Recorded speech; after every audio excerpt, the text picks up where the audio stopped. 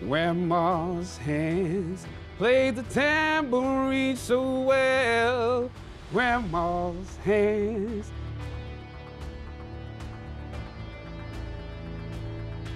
Sometimes you need to feel the pain and sting of defeat to activate the real passion and purpose that predestined inside of you. Jeremiah, I know the plans I have for you. Plans to prosper you and not to harm you. Plans to give you hope and a future. Graduating class, hear me well on this day. When you have reached the hilltop and you are deciding on next jobs, next steps, careers, further education. You would rather find purpose than a job or a career. Purpose crosses discipline. Purpose is an essential element of you.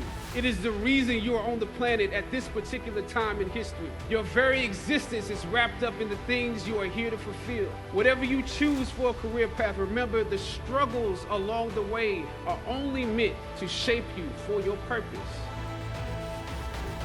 One of the best things that you can learn when trying to become successful is to never ever give up. There's going to be so many times when you feel like giving up, you feel like throwing in the towel and not wanting to try anymore because it's so hard, it's so challenging, and the journey you go on is going to be unforgettable. But you have to understand that there is a silver lining, there's a light at the end of the tunnel, and once you fully become successful and you go through all the trials and tribulations, there will be a reward, and that will be you being successful, and it's going to be beautiful, it's going to be incredible. You just have to be willing to put in the time and the energy and put in the work in order to become successful. It has made this glamorous, exciting journey on the internet, and people claim it's so fun, it's so easy, it happened overnight, but that is false. Absolutely not. They have to put in so much time and energy and effort and sacrifice so much and grind all the time. It's all about your commitment, and as long as you fully commit, don't ever half-bake anything. Make sure you always fully commit to it, because when you do, people will take notice and people will understand that you truly want to do this because that's what you're focused on. That's what all your attention is going towards, and that's what you really want to do, and it's very obvious. So make sure that you don't ever feel like giving up, and make sure you find something that you truly love, so that way when you're putting in the work and the energy, you're going to love doing it because it's fun, it's exciting, you enjoy it. You don't want to be stuck trying to become successful doing something that you hate, something you can't stand, and something that you find incredibly boring, because then you'll just be wasting your time and your true potential.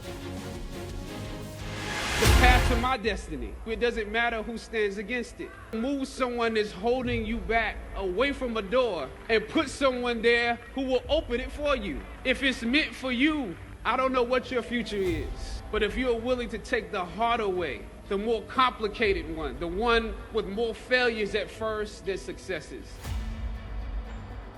Almost every day I would walk the full length of the hill to fine arts where most of my classes were, carrying all of my books, because once you walk that far on foot, you're not walking back home until it's time to go home for good. But beyond the physical campus, the hilltop represents the culmination of the intellectual and spiritual journey you have undergone while you were here.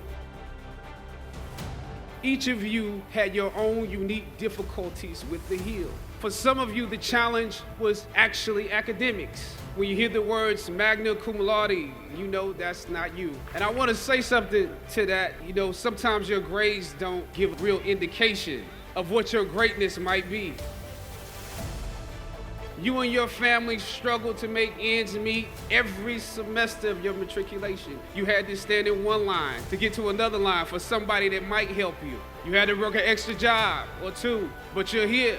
For a lot of you, your hardest struggle was social. Some of you never fit in. You were never as cool and as popular as you wanted to be, and it bothers you. So your social struggles here became psychological.